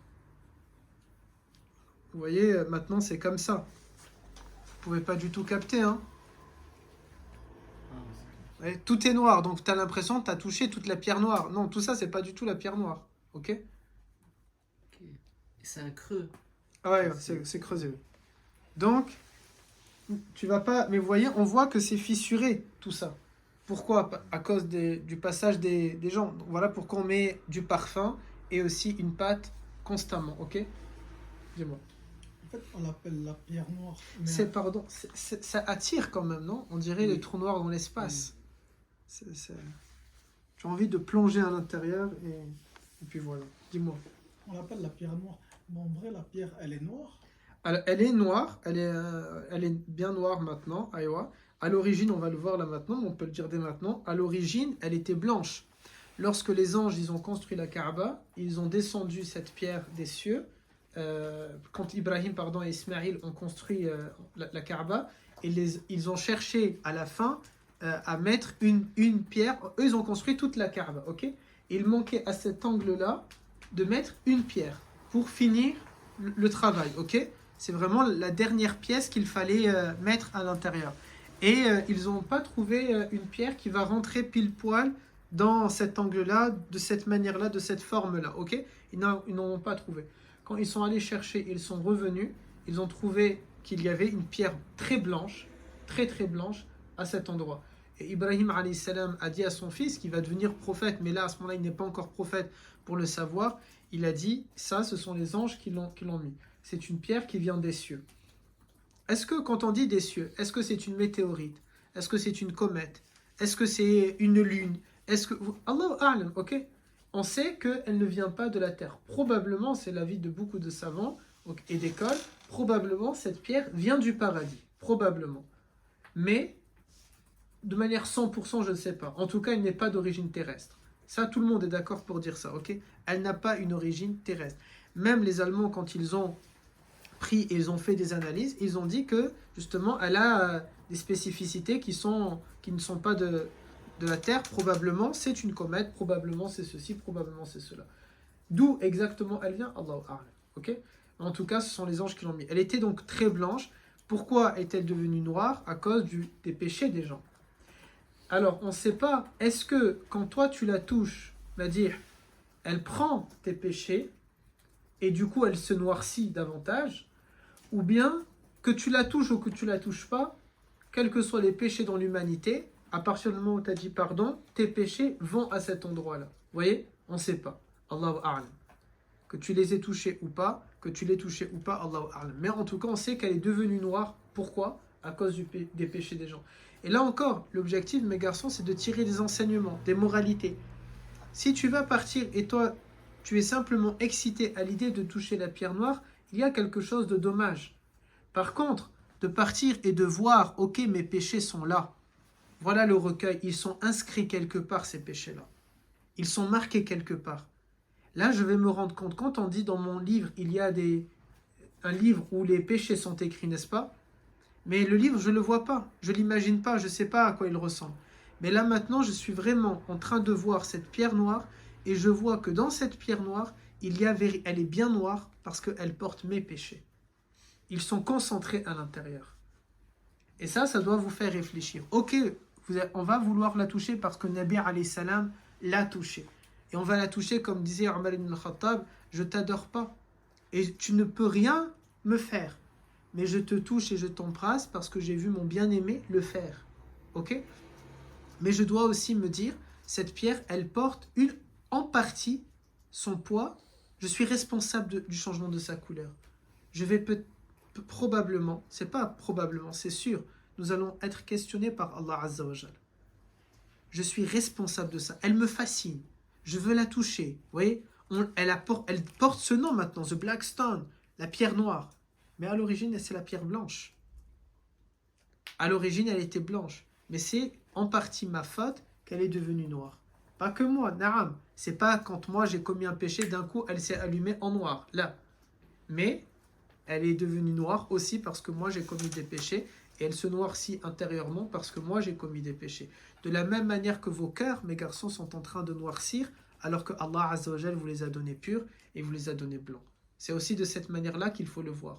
Quand vous partez, c'est de cette manière-là qu'il faut le vivre. Pour vous rendre compte, ok, mon cœur aussi peut-être est aussi noir que ça. À cause des péchés que je suis en train de faire et des péchés que je suis en train de porter. Ok mes garçons? Maintenant, c'est donc des fragments qui sont brillants, les uns comme les autres. Ils sont à la fois lustrés par les encens qui y sont déposés, mais aussi parce que les mains qui n'arrêtent pas tout simplement de passer. Il y a eu plusieurs fois des tentatives de vol. La Kaaba aussi, elle a déjà été détruite. Et une fois, il y a également eu un incendie. Et tout ça, ça a provoqué la destruction de la pierre noire au fur et à mesure. Et il y a donc un hadith, par exemple, qui nous dit, mais c'est pour ça qu'il y a plusieurs versions, un hadith en tout cas qui va dans le sens, la pierre noire est descendue du paradis, ok, selon le compagnon Ibn Abbas. D'autres, peut-être, ont dit, non, le paradis, c'est simplement, c'est-à-dire dans les cieux, mais on ne sait pas réellement si c'est le paradis. Probablement qu'elle vient du paradis, probablement. On a dit qu'on ne l'adore pas, ok. On n'est pas en train de chercher quelque chose auprès de cette pierre-là. Attention, parce qu'il y a des gens, ils partent à Mecca, ils partent faire la Umrah pour faire du shirk. Certains, ils ont des allumettes. D'autres, je l'ai vu de mes yeux, ils vont faire des symboles bizarres écrits sur la Kaaba, ok. Tout ça, c'est du shirk. Ils sont en train de partir et d'adorer la Kaaba ou d'adorer la pierre noire. Non, nous simplement, on la touche parce qu'on a vu le prophète, alayhi salam, la toucher. Khalas. Mais je dois tirer des enseignements. L'enseignement, attention à mon cœur. Et je suis aussi responsable de cela, ok? Quoi d'autre que nous pouvons dire sur la pierre noire? Mais peut-être, Aïwa. si tu as tenté de la voler. Il y a eu les sectes. Il y a eu une secte qui se dit musulmane, par exemple, qui l'a volé pendant ces 10 années. Je pense que je l'ai écrit quelque part. Je sais pas. Voilà, je la vois ici. La pierre noire, elle a été volée par ce qu'on appelle les Qarmatiens, ça s'appelle. C'est une secte chiite. Et je vois, ils l'ont volé pendant 22 ans. 22 ans. Ils l'ont volé en 930 de notre ère, c'est-à-dire 1100 ans en arrière. Ok. Pendant 22 ans, ils l'ont gardé. Avant qu'ils soient combattus et ensuite qu'on récupère dans leur trésor la pierre noire. Mais il faisait quoi avec cette pierre? Allahu a'lam. Je crois qu'ils avaient recréé une Kaaba et ils l'ont placée. Je crois que c'était ça. Dis-moi. On sait comment ils l'ont volé? Les guerres. Les guerres, tout simplement, ils arrivent, ils assiègent, ils plantent leur drapeau, ils prennent la pierre noire. Parce que la pierre noire, encore une fois, la bâtisse en elle-même, quand Ibrahim l'a construite, elle est solide sans la pierre noire. Simplement, on l'a posée, vous voyez? Donc, on peut la prendre et l'enlever, la pierre noire. Voilà aussi pourquoi on a déjà dit, dans la Sira, lorsque le prophète, il a 35 ans, ils ont reconstruit la Kaaba, ça y est, totalement. Il faut juste rentrer maintenant la pierre noire. Ils se disputent les chefs pour savoir qui va le faire. C'est un peu comme, vous voyez, mon tiroir de mon placard, les tiroirs de placard. On peut l'enlever et on peut la reposer, tout simplement, ok? Le placard, c'est la Kaaba, et la pierre noire, c'est simplement ce tiroir que tu peux rentrer et poser. Et là, c'est le prophète qui va la déposer. Voilà pourquoi c'est facile de la voler. Il suffit juste de retirer le tiroir et tu t'en vas avec la pierre noire. Ayoub, attention, tu vas là-bas et tu essayes de voler. Prison à vie, voire là-bas, probablement la peine de mort. Mais non, Yassir, maintenant tu peux pas l'attraper. Quoi d'autre sur la pierre noire? Tac, tac, tac. À vous de me dire, mes garçons, si vous avez des questions aussi. Le prophète, alayhi salam, il a aussi dit dans un hadith, la pierre noire et Maqamu Ibrahim, donc les deux, la pierre noire et Maqamu Ibrahim sont deux joyaux parmi les joyaux du paradis. Et si Allah n'avait pas caché leur rayonnement, ils illumineraient tout entre l'Orient et l'Occident.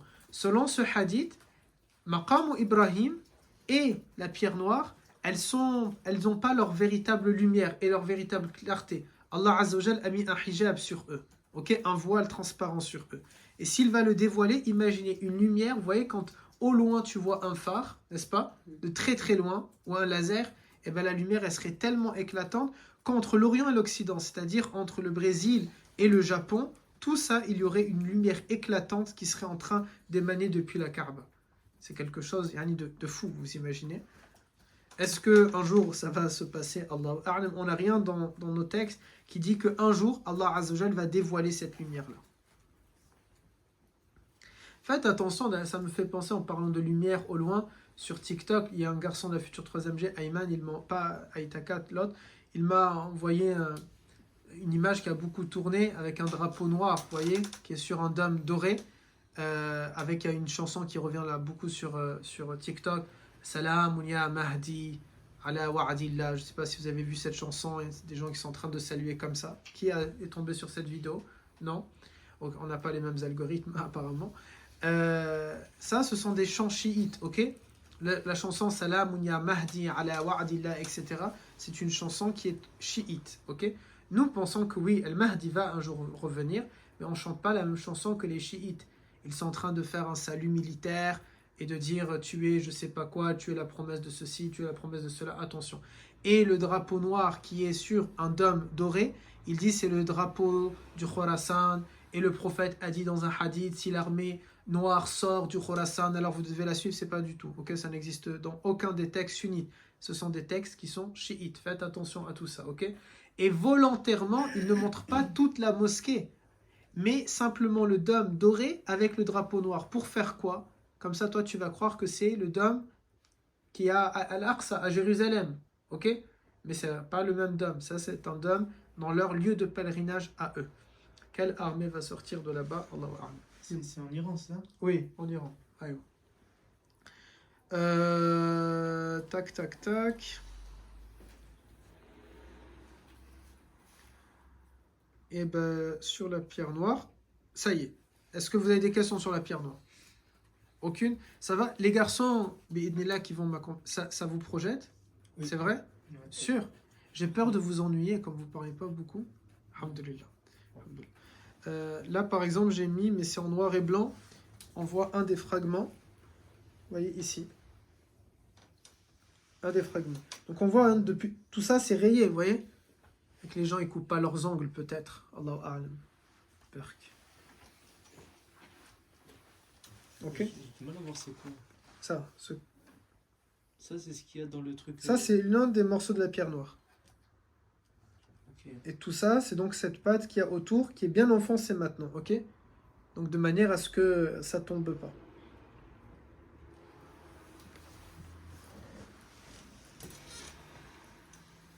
Deuxième chose, oui. Quand ils disent que c'est une météorite, techniquement, il n'y a pas de météorite toute noire. Du coup, c'est sûr, ça vient du paradis. Je sais pas, est-ce que les météorites peuvent être toutes noires? Je sais pas ça. Ah. Honnêtement, aucune idée. Bon. Les météorites, tu sais si c'est noir ou pas? Tout ce que j'ai vu, c'est des pierres noires, c'est tout. Du coup, vu qu'elle était blanche à la base, dire qu'elle vient forcément. Ah, ok, je comprends dans ce sens-là. Oui, c'est-à-dire, ce que tu veux me dire, c'est que il n'y a pas de météorite toute blanche. Oui. Ah oui. Allahu a'lam, je sais pas. Mais là, elle vient du paradis, comme ça nos doigts se sont posés sur quelque chose qui vient du paradis, vous voyez. Mais l'avis majoritaire, c'est que c'est une pierre qui vient du paradis. Mais il y a quand même cette version qui dit on ne sait pas. Ok. Deuxième chose, c'est la porte maintenant de la Kaaba. La porte de la Kaaba, elle est située sur le côté est et à l'origine, elle était au niveau du sol, mais on avait déjà fait un plan dans le premier épisode où elle a été surélevée à cause des inondations. Mais à l'époque du prophète, pendant qu'il était enfant jusqu'à ses 35 ans, la Kaaba avait deux portes, ok, et elles sont vraiment au niveau du sol. Les gens rentrent par une porte et ils sortent par une autre porte. Et ils déposaient, astaghfirullah, leur divinité. Lorsque le prophète a 35 ans, 5 ans avant qu'il ne sache qu'il est prophète, et il y a eu les inondations, ils ont reconstruit la Kaaba, ok, c'est lui qui a placé la pierre noire, ils lui ont demandé de trancher, et c'est lui qui l'a fait. À cette époque-là, on a surélevé, il y avait donc toujours les deux portes, et on les a surélevées à cause des inondations. Et la Kaaba, avant ça, n'avait pas de toit, mais à partir de quand le prophète avait 35 ans, on a mis un toit. C'est pas lui, du coup, qui l'a décidé, ok? Lui n'était pas encore prophète, il était un simple homme parmi les hommes de Quraysh. Les gens, à l'époque de Ibrahim, ils rentrent par le côté est et ils sortent par le côté ouest. C'est-à-dire, lorsque vous regardez la Kaaba, l'autre porte était pile poil de l'autre côté, ok? Ils rentrent par un endroit et ils sortent par un endroit. La porte qui est restée maintenant, c'est la porte par laquelle ils rentraient à l'époque, ok? Simplement, ils ont condamné la porte par laquelle les gens sortaient. On pense aussi que la première personne à avoir installé une vraie porte, parce qu'à l'époque de Ibrahim, alayhi salam, quand j'ai dit à l'époque d'Ibrahim, on rentre par là et par là, non. En réalité, Ibrahim n'avait pas mis de porte. Et un peu plus tard, c'est à l'époque d'un roi qui s'appelle Touba, c'est lui qui va installer la première fois une porte. C'est un roi qui venait du Yémen et on avait déjà parlé de Touba pour dire quoi à son sujet dans le dernier épisode. C'était avec celui qui avait mis le kiswa. Aïwa, c'est la première personne à avoir recouvert la Kaaba d'un tissu, ok? C'était ce même roi-là. Probablement le jour où il va créer cette porte, c'est peut-être ça, ce même jour où il va mettre le tissu, ou bien c'est un autre jour, Allahu A'lam. Touba, lorsqu'il va mettre une porte, il va mettre une porte qui était en bois. Cette porte, elle est restée jusqu'au début de l'ère islamique. C'est-à-dire que le prophète voyait la même porte. Les compagnons ont vu la même porte qui était à l'époque de Touba. Et c'est resté imaginez, on parle peut-être de 1000 ans, 2000 ans, 3000 ans, on a gardé cette porte-là. Mais après, malheureusement pour vous et moi, ils ont changé cette porte-là, ils en ont mis une autre, qui est restée pendant quelques années, et après elle a été endommagée, et ils ont mis la troisième que nous connaissons maintenant, ok? Et la deuxième, elle est exposée dans un musée. Dis-moi. La première, ils l'ont toujours. Non, ça y est, elle a été jetée, détruite, Allahu A'lam. La deuxième, elle est dans un musée. On Oui. sait lequel? Oui, à Makkah, on peut le visiter. À Makkah, elle y est. Qu'est-ce que l'on peut dire aussi sur la porte? Tac. Un jour, le prophète, alayhi salatu salam, il est interrogé par notre mère Aïcha et elle lui demande, Ya Rasulallah, pourquoi tu vas pas remettre la porte au même niveau qu'elle était avant? Parce que c'est Quraysh qui l'ont surélevé. Et là, le prophète va lui dire, ton peuple, yani Quraysh, les Arabes, ton peuple l'a fait pour qu'il ne puisse permettre dans la Kaaba que les personnes qu'ils approuvaient. Un instant. Ça c'est Syrie. Yani, le prophète ne l'a pas vu uniquement comme étant pour des raisons d'inondation. Mais le prophète a dit à Saïda Aïcha, ils ont fait ça, Quraysh, uniquement pour que c'est eux qui puissent contrôler qui rentre et qui ne rentre pas. Et on le voit jusqu'à maintenant, n'est-ce pas? C'est comme ça. Toi et moi, on ne pourra jamais rentrer à l'intérieur, sauf si on devient un dignitaire. C'est eux qui décident qui rentre et qui ne rentre pas à l'intérieur de la Kaaba. Je vous dis d'emblée, on ne va jamais y rentrer probablement dans notre vie. Sauf si on devient un chef d'État. Mais comme on ne fait pas de politique, on ne sera pas un chef d'État. Ou bien, si on devient des savants, peut-être on va nous laisser rentrer. C'est comment dedans? Est-ce que c'est beau? Il y a de On le verra dans un des trucs. Il y a du marbre, il y a de l'or, en effet. Il y a des tableaux. Il y a des... T'as vu? Oui, il y a des meubles aussi où ils laissent des cadeaux à l'intérieur. On verra tout ça à l'intérieur comment c'est. Et il y a des gens dedans ou pas? Non, il y a qui? Il y a des gens qui peuvent rentrer dedans ou qui... Uniquement les chefs d'État et les savants, Ils rentrent quand dedans? quand les Saoudiens le permettent. Si maintenant là, un chef d'État musulman, il va aller faire sa Umrah, ils vont lui ouvrir les portes. Ça, c'est pas un problème. Ça, ils vont jamais dire non à un chef d'État. Jamais. Parce que c'est quand même de la diplomatie, vous voyez, ça se fait pas. Donc, un chef d'État, il y va, il lui ouvre. Et tu peux voir l'intérieur lorsqu'ils vont changer lorsqu'ils vont nettoyer une fois par an. On connaît le jour, on verra tout ça par rapport, il y a tout un cours sur l'intérieur. Une fois par an, on connaît la date. C'est toujours ce jour-là parce que c'était le jour où le prophète lavait l'intérieur de la Kaaba. C'est resté jusqu'à maintenant. Ils ouvrent les portes de la Kaaba. Et donc, si tu es positionné pile poil en face, alors je vous dis, il y a au moins 5, 6, 7 rangées de militaires. Vous voyez? Un premier cercle, deuxième cercle, troisième cercle, quatrième cercle, 7 rangées. Donc, tu vas le voir de très très loin. Et il y a une grosse foule de Saoudiens qui rentrent avec le prince, avec le roi. Donc, c'est compliqué de voir. Mais peut-être entre deux passages où ils se sont écartés, peut-être que tu arrives à voir à l'intérieur. Sinon, il y a des vidéos. Vous pouvez aussi regarder dès à présent de vous-même. Quand vous rentrez, vous pouvez voir des images de l'intérieur. Mais sinon, on le reverra aussi dans le Coran, Inch'Allah. Il dit Nabi, donc, et qu'il puisse empêcher ce qu'il voulait empêcher. Si ton peuple n'avait pas été récemment retiré de l'ignorance, et si je n'avais pas craint qu'il soit opposé au changement, j'aurais inclus Al-Hatim, c'est-à-dire le giron d'Ismaïl, que l'on va voir, ce demi-cercle, à l'intérieur de la Kaaba, et j'aurais mis la porte au niveau du sol. Mais les savants musulmans ensuite ont interdit tout changement de la Kaaba, même si le prophète a exprimé ce souhait-là. Pourquoi? Parce que sinon, ça sera une surenchère. Chacun va vouloir faire quelque chose et constamment, ils vont modifier. Tant mieux pour vous et moi, parce que sinon, constamment, quand on voudrait y aller, on verrait la Kaaba qui serait recouverte d'échafaudage parce qu'il serait constamment en train de faire. Ça, c'est l'une des craintes que j'ai, mes garçons, ces derniers temps, j'ai cette peur-là. Imaginez quand on part, ils sont en train de faire des travaux, ils ont mis des échafaudages, et du coup, vous la voyez pas. Ah, franchement, là, c'est... Ne pas voir quoi à la Kaaba? Oui, personnellement, voilà quoi. Mais pour vous, je serais deg. Comment on fait? Il y a rien à faire. Allah yarda alik, il n'y a rien à faire. Allah yarda alik. Quelle parole de sagesse. On prolonge la Umrah? On prolonge. Ah, si vous payez, bismillah, on peut. On y retourne. Inch'Allah ta'ala, dans tous les cas, il y a une deuxième fois. Inch'Allah. Mais ce serait dommage. Par exemple, il y a plein de lieux que je veux que vous visitez, qu'on va étudier. Quand je suis parti la dernière fois, je voulais aller, ils étaient en travaux. Et du coup, c'était pas possible d'y rentrer. J'espère que les travaux seront finis pour que vous puissiez voir, Inch'Allah.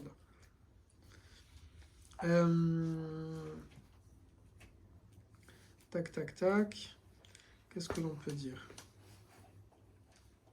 C'est en 1944, donc à peu près, comment on peut dire? Alors, c'est...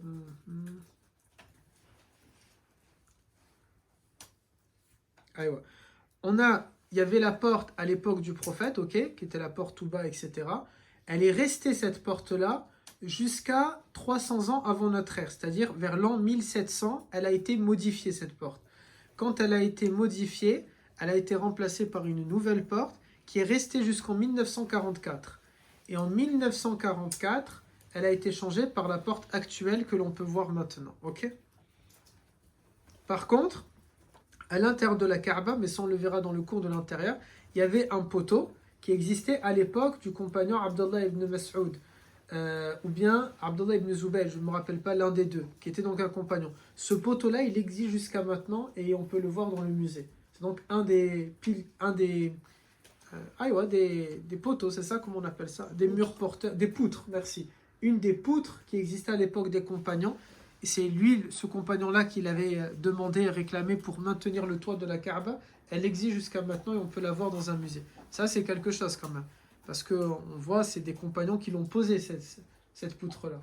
Ça fait forcément quelque chose. Concernant la porte de la Kaaba, pour savoir... Alors, on voit les gens maintenant la toucher, n'est-ce pas? On sait que le prophète n'a pas touché cette porte-là. Parce que cette porte-là n'existait pas. Elle a été installée en 1944. Mais symboliquement, dans ce lieu-là, il y avait une porte que le prophète a touchée. C'est toujours dans la symbolique, vous voyez? Symboliquement, ok, je ne peux pas toucher quelque chose que le prophète a touché maintenant, mais symboliquement, je suis en train d'essayer de refaire. Sachant que la porte, en réalité, c'est compliqué de la toucher parce que elle est surélevée. Et en plus de ça, ensuite, il y a un espace, il y a une largeur avant d'atteindre. Il faudrait vraiment que quelqu'un te porte et tu te penches pour essayer de toucher la porte. Cette porte-là qu'il y a aujourd'hui, elle est faite d'aluminium. Elle fait 2,5 cm d'épaisseur et elle mesure 3 mètres de haut. Okay, elle est recouverte de plaques d'argent. Elle est trempée d'or et elle pèse 280 kg. 280 kg d'or pur. Et il y a 15 parmi les 99 noms de Allah Azza wa Jal qui y sont écrits à l'intérieur. Et avec l'alphabet arabe qu'on appelle Thuluth, cet alphabet arabe, c'est un style calligraphique particulier. Au milieu de cette porte, il y a des cercles qui contiennent des versets du Coran et des phrases islamiques avec des annotations. On retrouve plusieurs versets à l'intérieur et plusieurs paroles. Par exemple, en haut de chaque porte, il y a 2 portes. Aujourd'hui, on parle la porte de la Kaaba, mais en réalité, elle est faite en 2 portes. En haut de chaque porte, il y a marqué Allah Jalla Jalaluhu, Muhammad sallallahu alayhi wa sallam. Et Allah Jalla Jalaluhu, c'est Allah le majestueux, le majestueux, celui qui est vraiment le plus beau des majestueux, le plus grand des majestueux. Et Muhammad sallallahu alayhi wa sallam, il y a des moustiques de partout maintenant. Il faut que je mette beaucoup plus de prises. Tu arrives à la tuer? Tu le vois pas? Si, je vais frapper le mur, c'est pas grave. C'est pas grave. Tu sais pas, il y en a un autre là-bas. En plus, le pire, c'est il y en a un gros là-bas. Ici, en plus, on en a des moustiques jusqu'au mois de décembre et janvier. C'est ça le pire. Ils partent tous et ils viennent faire une hijra ici. Pour rester dans la thématique du cours. Et il y a plusieurs versets qui y sont mentionnés. Tout ça, c'est pour votre culture. Hein. Bien sûr, ça n'a pas d'impact sur la validité de votre Umrah. Mais savoir qu'il y a marqué des versets, parce que quand tu vas voir, au moins, c'est bien de savoir qu'est-ce qu'il y a. Vous voyez, il y a plusieurs versets. Le verset 46 de Surat al-Hijr, verset 97 de Surat al-Ma'ida, verset 80 de Surat al-Isra, verset 60 de Surat al-Mu'minun, verset 53 de Surat al-Zumar. Et ce que l'on peut faire, je suis en train de me dire quelque chose, je copie, non, je vais pas, je essaierai de le faire moi, vous essayez de me faire penser, quand je publie le cours sur YouTube, j'essaye de vous mettre les traductions de ces versets dans la description, au moins vous pouvez voir qu'est-ce que Allah Azza wa Jal, dit dans ces versets. La porte de la Kaaba, lorsque le prophète est rentré à l'intérieur et qu'il a sorti toutes les divinités qu'il y avait, il va fermer à clé les portes de la Kaaba et il va confier les clés à un compagnon, à une famille, en leur demandant, c'est maintenant une amana, vous avez cette responsabilité-là jusqu'à la fin des temps. C'est cette famille qui va devoir garder cette clé. Et de génération en génération, j'ai oublié là le nom, je ne l'ai pas noté, mais Inch'Allah Ta'ala, je le retrouverai, je le mettrai dans le livre. Cette famille-là a gardé les clés de génération en génération. Alors forcément, quand ils ont changé les portes en 1700 quelque chose, ils ont donné les nouvelles clés à cette famille. Et en 1944, quand ils ont de nouveau changé les portes, de nouveau, ils ont donné les clés à cette famille-là. Aujourd'hui, vous imaginez bien, on ne le donne pas qu'à un fils, parce que sinon ils vont se disputer. Et donc la clé, il y a plusieurs exemplaires.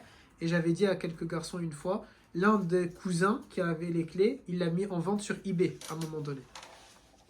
Hamar. Voilà, il a voulu vendre ça. Je crois qu'elle s'est vendue à plusieurs millions d'euros. Plusieurs millions de dollars.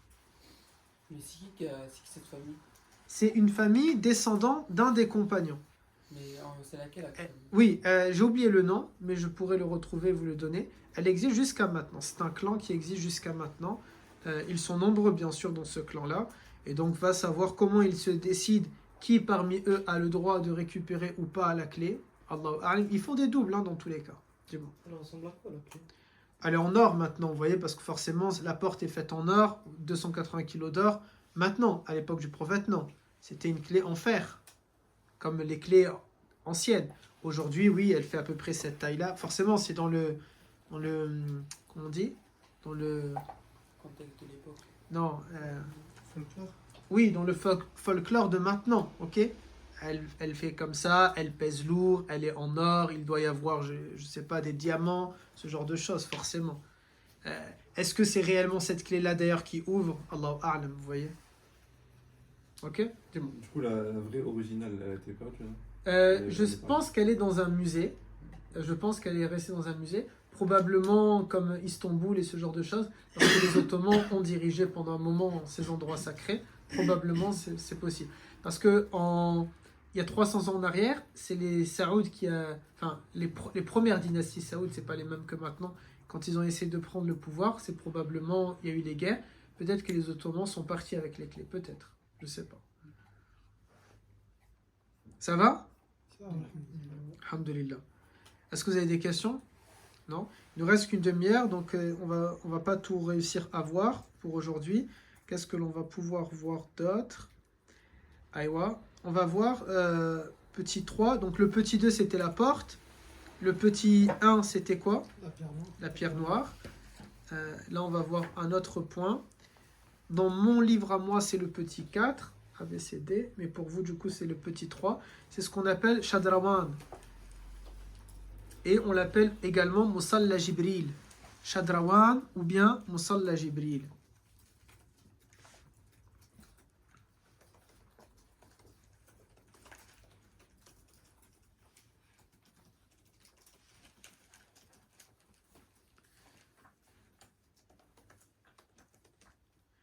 Mais le vrai nom, c'est plutôt Musalla Jibril parce que, alors, Al-Shadrawan, comment je vais vous le montrer?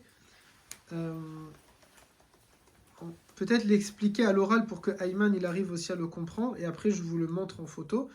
Vous avez la Kaaba, ok?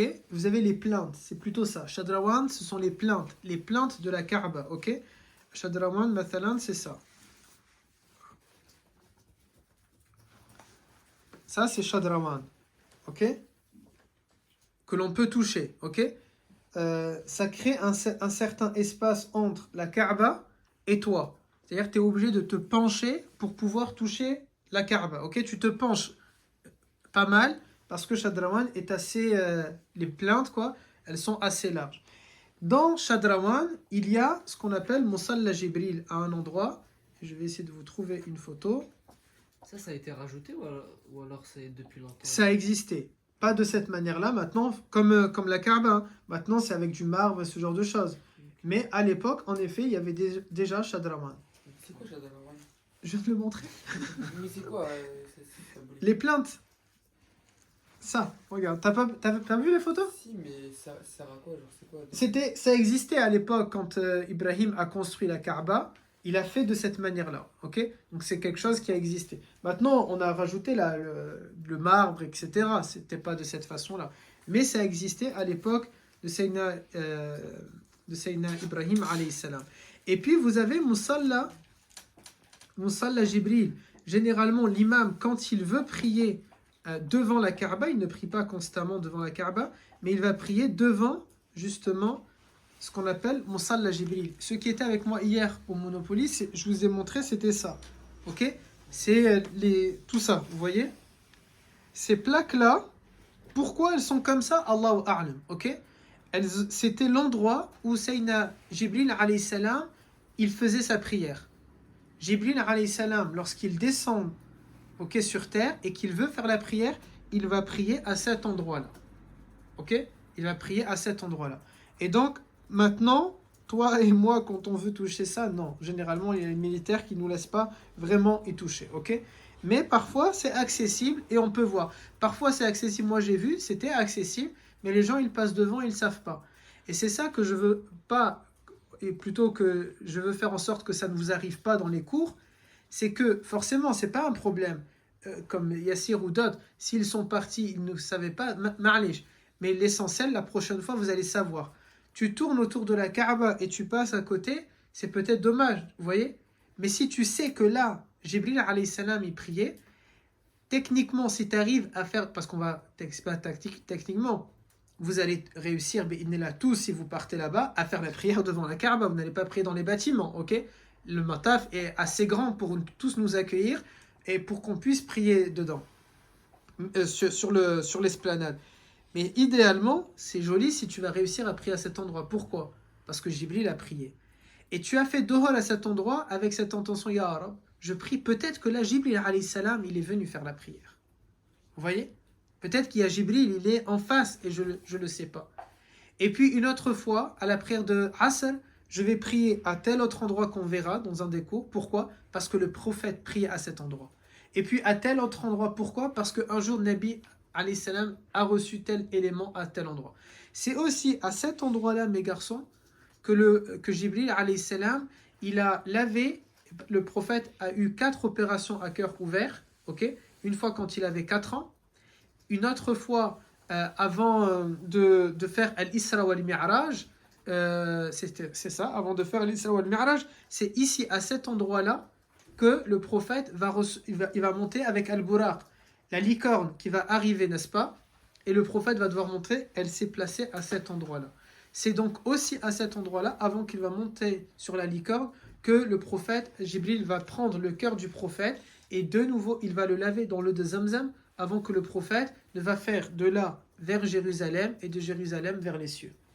Et when he will come back here. This is a train station, okay? It is good train station. Terminus. Yassir avec son accent, il aurait dit terminus. Dis-moi. Quand il priait JB, est-ce que genre c'est en soi par terre là, mais en face de ça, ou alors c'est vraiment sur les plaques? Non, pas ici, par terre. Ok, et pourquoi l'imam il se met pas devant? C'est fait exprès? Peut-être par respect, parce que comme je viens de dire, Jibril alayhi salam prie. Ah. Non, il peut prier. Ah, ok. Ok. Peut-être, ça peut être intéressant de le montrer sur la vidéo. Qu'est-ce que vous en pensez? J'aurais dû faire ça pour les autres trucs également. Ici. Waouh. Dis-moi. Quand on dit prier, c'était quand il prenait à chaque fois l'apparence.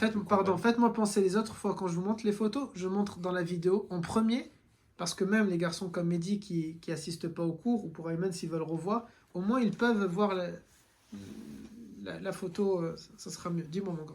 Quand on dit qu'il priait, c'est quand il prenait l'apparence du certain compagnon et il est là-bas. Oui, ou bien peut-être il vient et on ne sait pas, il se met en mode fantôme, si je peux me permettre de le dire ainsi. C'est possible. Et le militaire, on en parle ou on n'en parle pas?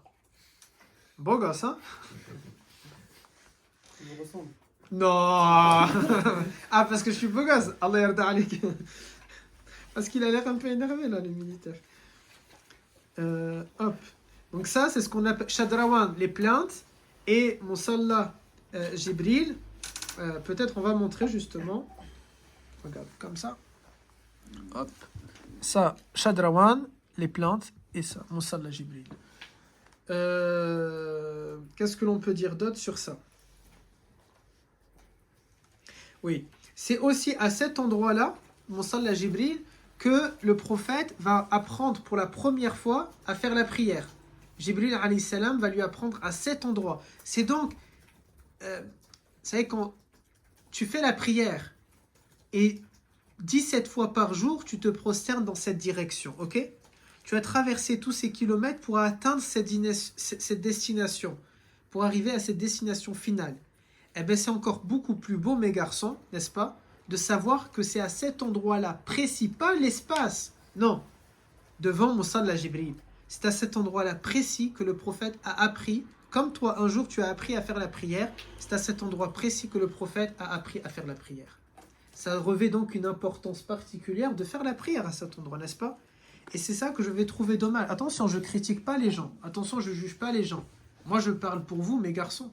C'est dommage, du coup, que tu vas partir, même si c'est pas un problème, par exemple, comme Yassir ou d'autres, ils ont fait et ils n'ont pas su.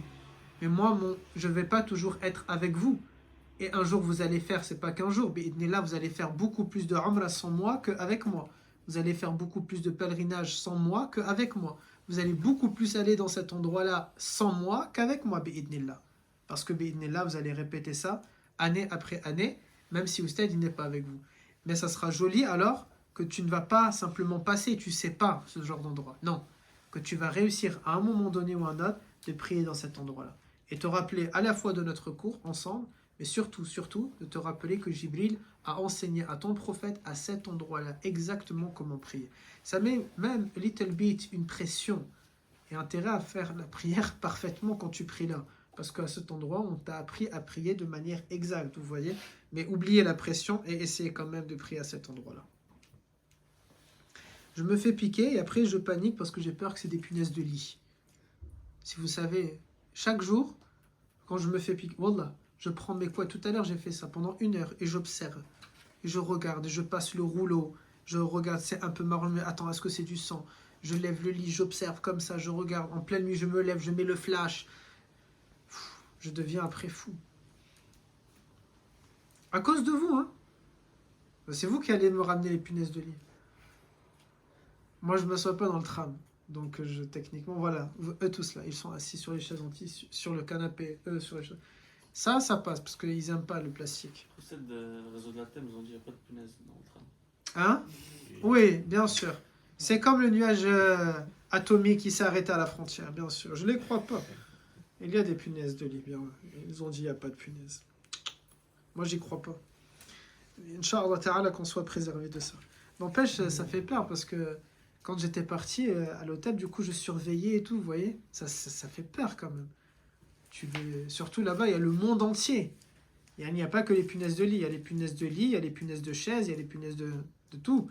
Tout ce qui va... Ça n'existe pas, il y a une punaise de chaise. Il m'a fait un regard de l'air de me dire, je ne connais pas. Aussi à cet endroit-là, c'est l'endroit exact où Jibril alayhi salam, il a frappé, ok. Attendez, pardon. Aïwa.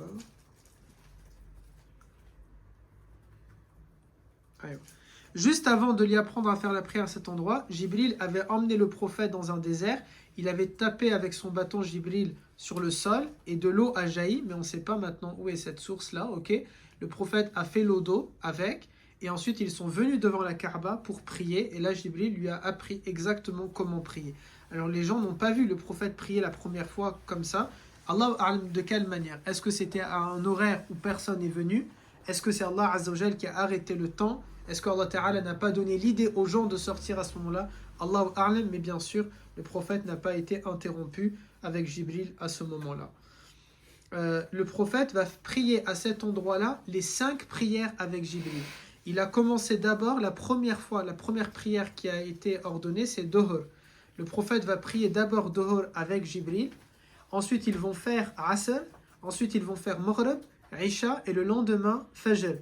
Et ils vont les faire le premier jour à l'heure. Le lendemain, ils vont le faire à la fin de leur heure. Yani, Dohor, au début, mathalan, il était au zénith, ok? Il l'a fait le premier jour au zénith. Le lendemain, il va le faire quelques minutes avant la prière de Asr. Asr, le lendemain, le premier jour à l'heure exacte. Le lendemain, juste avant Maghrib. Et ainsi de suite. Et Jibril va donc dire au prophète, voilà les prières wa tawqit. Les prières et leurs horaires, avec la validité. Voilà pourquoi nous pouvons maintenant prier Dohor jusqu'à l'heure de Asr, Asr jusqu'à l'heure de Maghrib, un peu avant bien sûr, Maghrib jusqu'avant Isha, et Isha jusqu'à une demi-heure à peu près avant Fajr. Et le meilleur, c'est de prier Isha dans le dernier tiers de la nuit, mais uniquement si tu es sûr que tu vas te lever, ok? Si tu n'es pas sûr que tu vas te lever, c'est mieux pour toi de faire Isha à l'heure. Et Fajr, bien sûr, il a son temps qui est très très court, attention, Fajr, le temps est trop rapide. Voilà, tout ça, c'est ce qui s'est passé à cet endroit. C'est bien, non, de savoir ce genre de choses et d'éléments. Wallah, vraiment, il faut absolument savoir, parce que, par exemple, quand vous faites tawaf, on le verra pour Zamzam, tu fais tawaf, avant Zamzam, il y avait des escaliers, tu descends sur le mataf, sur l'esplanade, il y avait des escaliers, on descendait dans le sous-sol, il y avait le de Zamzam.